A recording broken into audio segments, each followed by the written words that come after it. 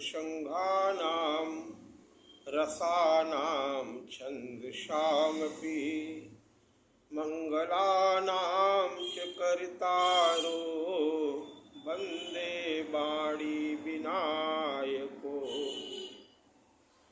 भवानी शंकरो वन्दे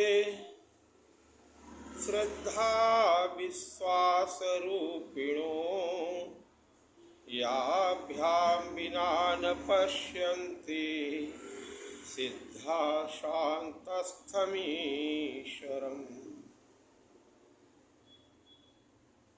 लोकाभिरामं रणरङ्गधीरं राजीवनेत्रं रघुवंशनाथं कारुण्यरूपं करुणाकरं तं श्रीरामचन्द्रं शरणं प्रपद्ये। मनोजवं मारुततुल्यवेगं जितेन्द्रियं बुद्धिमतां वरिष्ठं वातात्मजं वानरयोथमुख्यं श्रीरामदूतं शरणं प्रपद्ये।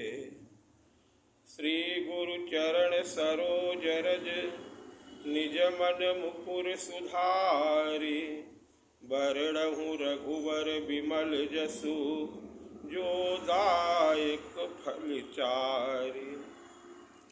बुद्धिहीन तनु जानिके सुमिरो पवन कुमार बल बुद्धि विद्या देहु मोहि हरहु कलेश विकार। बोलो श्री राम जय जय राम, श्री राम जय जय राम। प्यारे भक्तों, भगवान का मंगलमय विवाह उत्सव मनाया जा रहा है। मार्गशीर्ष शुक्ल पक्ष पंचमी को विवाह पंचमी कहा जाता है और प्रसंगानुसार भी भगवान के मंगलमय विवाह उत्सव का ही वर्णन श्री राम कथा में किया जा रहा है। द्वार 4 में आनंद आया, पूर्व में कथा सुनाई जा चुकी है, सभी आए और महाराज जनक ने यथोचित सबका स्वागत सम्मान किया। वामदेव आदिक ऋषय पूजे मुदित महिष दिए दिव्य आसन सभई प्रभुसन सबसन लही आशीष। और फिर आपने दशरथ जी का पूजन किया। बहुरी कीनी कौशलपति पूजा जानी ईस समु भावन दूजा। उसी भांति से सभी बारातियों का आपने सम्मान किया, सबको उचित आसन दिए, सबका विधिवत सम्मान किया, दान मान से विनती से हर प्रकार से उनका यथोचित सम्मान करके आपने वहाँ उनको आसन प्रदान किया। क्योंकि सभी देवी देवता भी उसमें आए हुए हैं। अब कौन किसको पहचाने। विधि हरि हरु दिस पति दिन राऊ जो जानई रघुवीर प्रभाऊ। मनुष्यों के वेश में बन गए हैं। कपट विप्रवर वेश बनाए, ब्राह्मणों के वेश में तेज पुंज बनकर के बैठे हुए हैं। कौतुक देखहि अति सचु पाए। लेकिन जनक जी भी तो साधारण नहीं है, उन्होंने भी न पहचानते हुए भी उनको दिव्य सुवासन प्रदान किए और बड़ा ही आदर किया। क्योंकि पहचान को के ही जान सब ही, अपान सुधि भोरी भई, आनंद कंदु बिलो की दूलहु, उभय दिशि आनंदमयी। सुर लखे राम सुजान पूजे, प्रभु ने उनको प्रणाम किया। सुर लखे राम सुजान पूजे, मानसिक आसन दये, अवलोकिशील स्वभाव प्रभु को, विबुध मन हर्षित भये। बड़े आनंदित हुए। इस तरह से फिर वशिष्ठ जी महाराज ने सतानंद जी को बुलवाया और कहा अब कन्या को ले आओ, कुंवर को ले आओ। और पुरोहित सतानंद ने ये वाणी सुनकर के तुरंत कुलवृद्ध जो है सबको वधू बुलाई और वो आई और वो भगवती जगत जननी महामाया किशोरी जी को आज वहाँ पे विवाह मंडप में ले आती हैं। सिय सवारी समाज बनाई, अमुदित मंडप ही चली लेवाई। सोहत बनिता वृंद महु सहज सुहावन सीय, छवि ललना गण मध्य जन सोहत अति कमनीय। प्रभु उस समय गोस्वामी जी कहते हैं कि किशोरी जी की सुंदरता का वर्णन कौन कर सकता है, क्योंकि सिय सुंदरता बरणी न जाई, लघुमती बहुत मनोहरताई। आदर आवत दीख बरात निसीता, रूपशील सब रूप राशि सब भांति पुनीता। सबने मन ही मन प्रणाम किया और दशरथ जी बड़े प्रसन्न हो रहे हैं और देवताओं ने भी सुमन वर्ष करके पुष्प वर्षा करके और मुनियों ने आशीष धुन मंगल गान करते हुए नाना प्रकार के वाद्य बज रहे हैं। प्रेम प्रमोद मगन सभी नर नारी हैं। यही विधि इस प्रकार से सीता मैया मंडप में आती हैं और जो लोक रीति वेद रीति है और दोनों कुल गुरुओं ने उसका संपादन किया। वो विवाह की विधि से इस प्रकार से वेद रीत में बताया गया है विवाह कराने लगे हैं। आचारु करी गुरु गौरी गणपति, गौरी गणेश का पूजन हो रहा है। मुदित विप्र पूजा वही, और देवता तो वहाँ महाराज पहले से ही सब उपस्थित हैं। जो चढ़ाया जाता है वो कहते हैं हमारे हाथ में ही दे दो, वो हाथ में ही ले लेते हैं। ऐसा विवाह, क्योंकि जहाँ ब्रह्मा जी ने जो लगन सोच करके बताई हो, जहाँ सीताराम जी के विवाह में से ब्रह्मा जी जोश से बने हुए हैं, उस विवाह का वर्णन करने में से शारदा भी असमर्थ है, फिर भी किया जा रहा है। गोस्वामी जी कहते हैं आचारु करी गुरु गौरी गणपति, मुदित विप्र पूजा वही, सुर प्रगति पूजा लेहि देहि, आशीष अति सुख पावही। मधुपर्क मंगल द्रव्य जो जहि, समय मुनि मन महु चहे। जो चाहते हैं तुरंत उपस्थित हो जाता है, सेवक लेकर के हाजिर हो जाते हैं। भर कनक को पर कलश सो सब लिए परिचार, रख रहे कुल रीति प्रीति समेत, रवि कही देत सब सादर कियो। यही भांति देव पूजाई सीतहि, सुभग सिंहासन दियो। एक दूसरे को देखना, प्रभु श्री राम जानकी जी को देख रहे हैं, जानकी माँ प्रभु श्री राम को देख रही है। प्रभु सिय राम अवलोकनी परस्पर, प्रेम काहुन लखी परे। मन बुद्धि बर बानी अगोचर, प्रगट कवि कैसे करें। ओम समय तनु धरि अनल। अग्निदेव भी प्रकट हो गए, सभी देवता हैं वहाँ। होम समय तनु धरि अनल, अति सुख आहुति लेहि।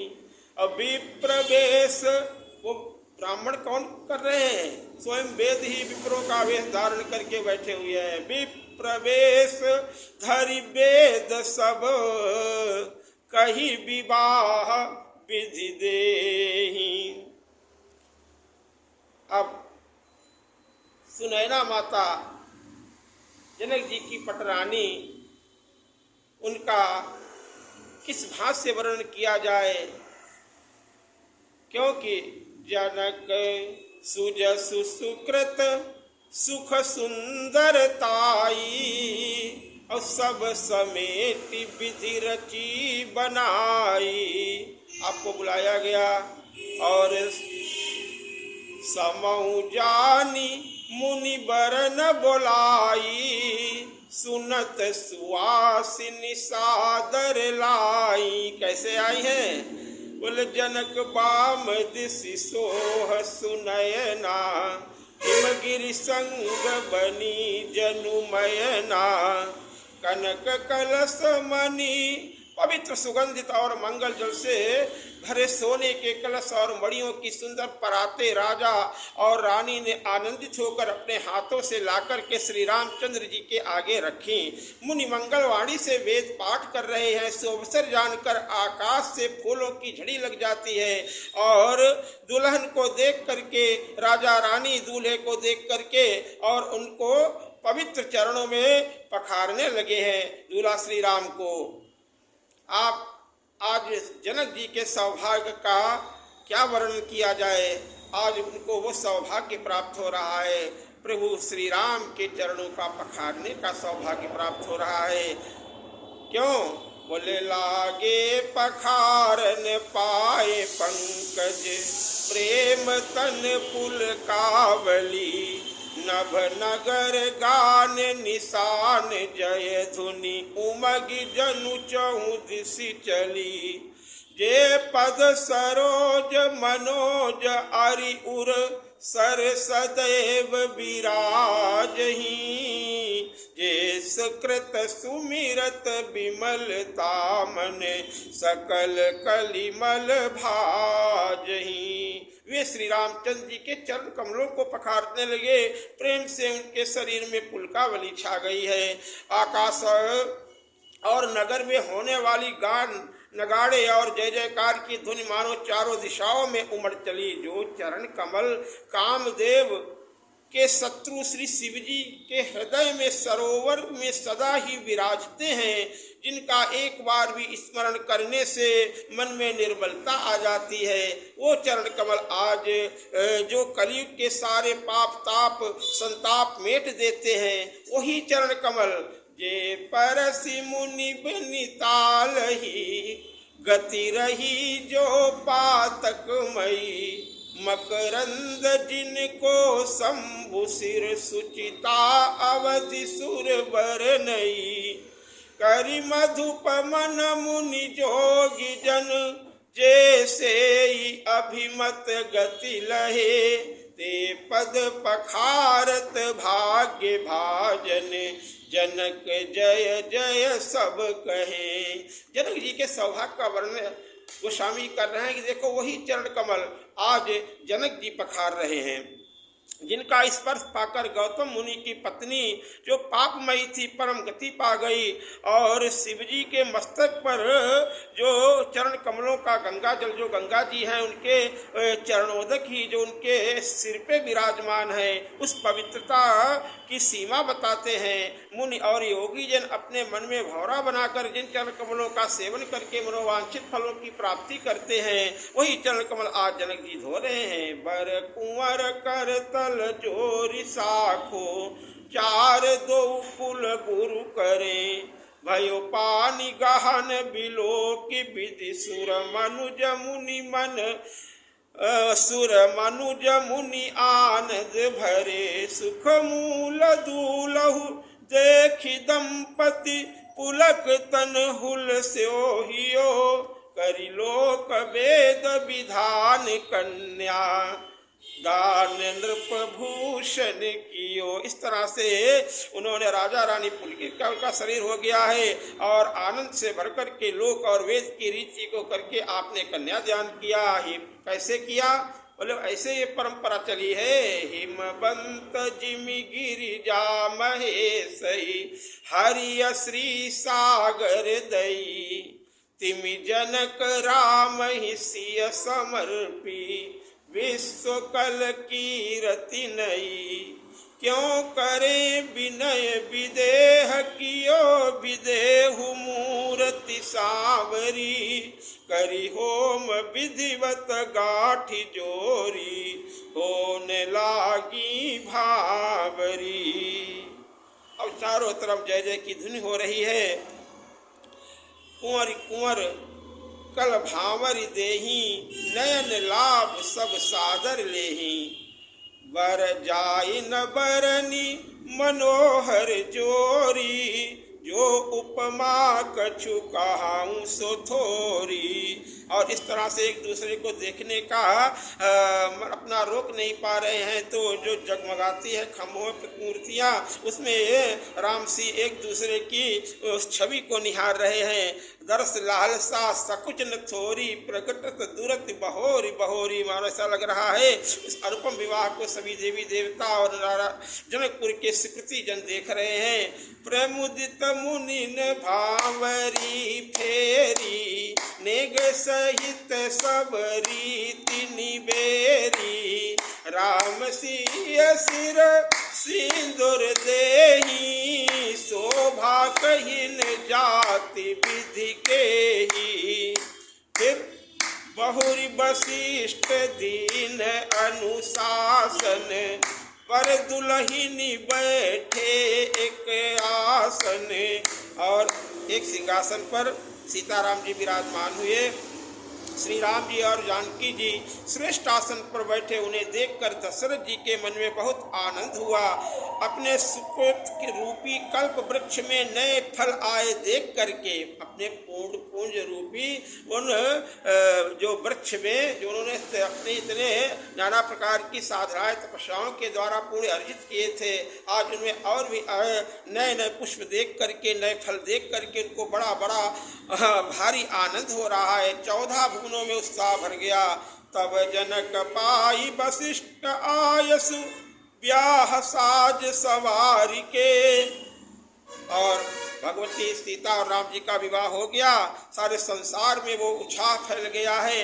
तब महाराज जनक जी ने अपनी कुशध्वज की पुत्री मांडवी और सुकीर्ति को बुलाया और उर्मिला को अपनी पुत्री को बुलाया और आनंद सहित उन्होंने रीत प्रीत करके आनंद पूर्वक तीनों भाइयों के साथ उनका विवाह करवाया। जानकी किस तरह से? बोले तब जनक पाई वशिष्ठ आयसु, ब्याह साज संवारी के। मांडवी श्रुति कीरति उर्मिला, कुंवरी लई हकारी के। कुश केतु कन्या प्रथम जो, गुणशील रूप उजागरी। सुख शोभामयी सब रीति प्रीति समेत करि, सो ब्याहि नृप भर तई दई। जानकी लघु भगनी सकल उर्मिला, जानकी माँ ये सुनैना की पुत्री हैं, जानकी जी की छोटी बहन, और कुशध्वज महाराज की मांडवी और सुकीर्ति हैं। जानकी लघु भगनी सकल सुंदरी शिरोमणि जानिके। औसो तनय दीनी ब्याहि लखनहि, सकल विधि सन्मानिके। जेहि नाम श्रुत कीरति सुलोचनी, सुमुखी सब गुण आगरी। सो दई रिपुसूदन ही भूपति, रूपशील उजागरी। अनुरूप बर दुलहिनी परस्पर, लखि सकुच ही हर सही। सब मुदित सुंदरता सराहई, सुमन सुरगन बरसहि सुंदरी सुंदर बरन सह सब। अब चारों दुल्हा चारों दुल्हने एक ही मंडप पे एक ही साथ सब विराजमान है। कितना आनंद आ रहा है। सुंदरी सुंदर बरन सा सब एक मंडप राजही। कैसे? जनु जीव उर चारु अवस्था विभुन सहित विराजही। मुदित अवधपति सकल सुत। महाराज दशरथ जी अपने पुत्रों और बहुओं के सहित आनंदित हो रहे हैं। मुदित अवधपति सकल सुत बधुन समेत निहारी। जन पाए महिपाल मणि क्रियन सहित फलचारी।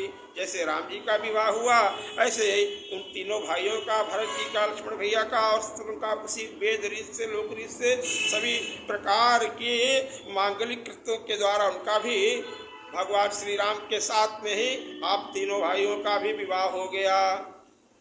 भगवान शंकर की भविष्यवाणी सत्य हो गई। अब तो आनंद ही आनंद आ रहा है। नाना प्रकार के वो कंबल बसन विचित्र पटोरे भांति भांति बहुमोल न छोरे। गजरथ तुरग दास अरुदासी धेनु अलंकृत काम धुआसी। वस्तु अनेक करिय किम लेखा कहीं न जाई जानई जिन देखा। लोकपाल अवलोक सिहाने लीन अवधपति सब सुख माने। लेकिन महाराज दशरथ जी का तो दान करने का स्वभाव है। अब जो मिलता है जो जो जातक बसवार इनके सबको बांट दिया। जो मिला वहां सब बांट दिया। महाराज जनक जी ने होशियारी पकड़ ली महाराज दशरथ जी की, तो सब कुछ बाद में महाराज जनक जी ने जितनी भी ये वस्तुएं थी दान दहेज वाली नाना प्रकार वहां कितना दहेज ही दिया, लेकिन ये सब बांटते चले जा रहे हैं। तो दीन जनकपुर अवध पठाई। तो महाराज जनक ने सारा सामान फिर ये बांटते रहे, इधर इधर भी और उधर सारा सामान यानी दहेज का भेज दिया, क्योंकि वो अपनी बिटिया को ऐसे नहीं विदा करेंगे।